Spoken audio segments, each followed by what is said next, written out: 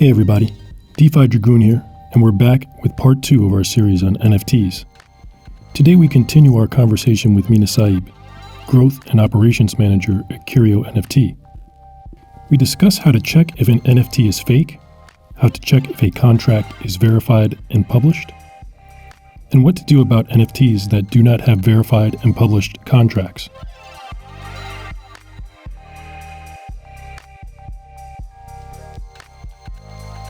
Hey Mina, so another question I had goes to when you purchase an NFT, there's a lot of FUD.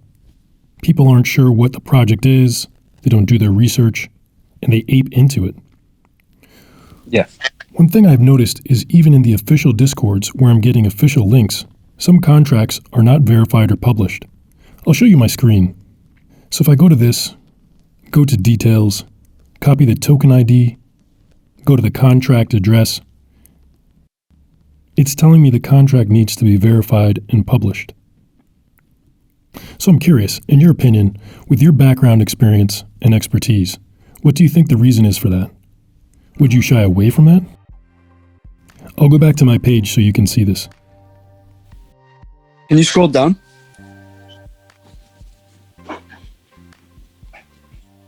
Yeah, just, more, a little bit more. Okay, so what's the last sale? It says here it was for 0.1 ETH, and it was from Bored Ape Deployer to Willie High Roller. Yeah, so this looks like it's fake. Yeah, so go down. Yeah, this looks like it's fake. I'll look into it a little bit more, but yeah, I don't think these are specifically real collections, because if you go up, the volume is strange. It's Bored Ape, and yeah, this is if you go to I know this is the Metaverse Adidas Originals. That's not the real one. The real one is a floor price of 1 ETH, and it probably has, I think, about 20,000 holders. Okay, yeah. Click on Adidas. Yeah, so I think that's the real collection. That collection that you just saw, a lot of people build fake collections based off of things that are doing well in the market, right? So you should really never buy. I always tell people, if you want to go buy a collection, make sure that you verify that their Twitter is real. That the creators are speaking from their Twitter, and then you use the official links that are linked on their Twitter. I would not touch an account. I would not touch a collection that I just, somebody sent me or I found on Discord. Got it. So you're basically saying 9 times out of 10, if it's not verified or published, just stay away.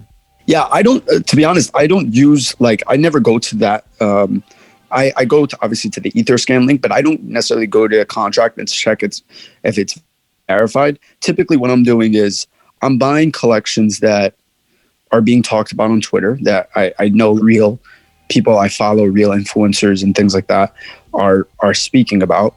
I make sure to get the official link. Typically, I get it from the collection owners themselves through their Twitter. I verify that this account is on their Twitter. And what you can always tell is you can always go to the collection's homepage. Usually on the homepage, they'll tell you how many are in the collection, right? So they tell you how many are in the collection. And if let's say on for this Adidas Bored Apes thing, there's, I think, about 20,000 that were minted, right? But on the page you showed me initially, there were only 10 items. Right? So that item count should actually be 20,000, not just 10. That's how we know it's fake.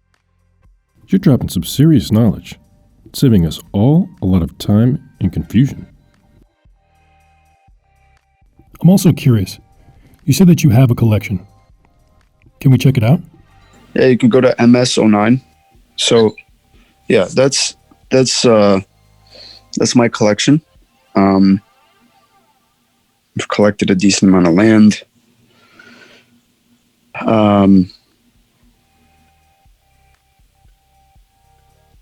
Yeah, this is a really interesting project called the NFT Worlds. People are usually familiar when they think of metaverse land. They think of like Sandbox. They think of Sandbox. They think of Decentraland. This project has been around, I think, since October. I think it minted around 0.04. I did not get it at mint, but this collection really took off because they are allowing people to actually. They're not necessarily. Not everybody is going into one specific land like Sandbox, but what they're doing is when you own a land, you can actually you do whatever you want on that specific land. Like that whole piece of land, I can build, I can rent it out, I can lease it. They're working with a lot of different projects that are using those projects that are collaborating with them. They're actually integrating World Token, which is the token for this land, which gives that World Token utility. They have an avatar collection that goes along with that land. So this collection, if you looked at it last week, it was around 7 ETH. Before that, it was around 2 weeks prior to that, it was around 3 ETH or 1. I believe I got it at 1 or 2. Now the floor price for one of them is about 14 ETH. Not bad. Yeah, not bad. So, but it's because, when you're doing unique things like this metaverse, like a lot of metaverses just want to be like Sandbox, Decentraland. They're really interesting because they're taking kind of like a Minecraft approach, which allows you kind of like to create your own world, right? And like leverage it the way you want. So it's super, super interesting. I'm really high on this project. A bunch of my friends are excited about it. Yeah. And I guess the way to like find these things is it's really hard to do NFTs unless you're going to just collect blue chips. It's hard to pick up really cool things unless you're in it every day. If you're not in it every day, it's really hard to do it well. So I was looking at Superplastic and noticed the contracts I reviewed were not published or verified. I spoke to them on their Discord, and they said this was a decision made by the developers. So it appears it's not entirely out of the realm that some official NFTs have hidden contracts. But I'm also curious, from that standpoint, given your background, what is your viewpoint on creators and developers concealing their contracts?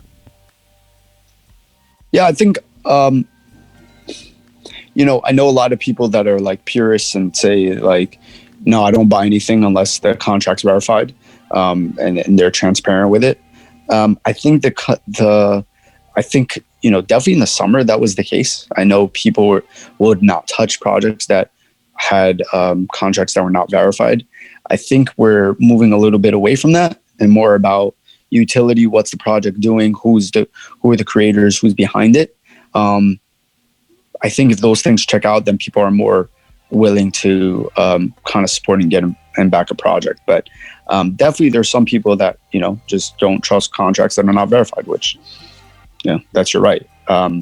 For me, to be honest, I don't necessarily look at that. Like, I just know, is this a rug? Is this not a rug? Are the creators, do they have a good track record?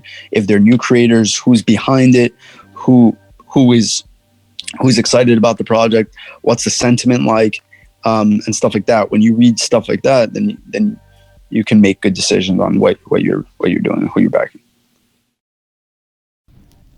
So today we've learned the importance of conducting due diligence prior to purchasing an NFT.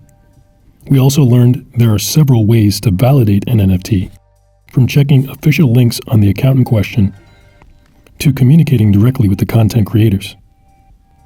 Stay tuned for the final part of our series, where we learn more about Mina's personal collection, NFTs he's looking to purchase, and get his advice for those of us just starting out in the NFT space. So what are your thoughts? Did you find this information helpful? Are there points you disagree with? Feel free to leave a comment below and subscribe to stay tuned for more content. This is DeFi Dragoon, and I'll see you in the next video.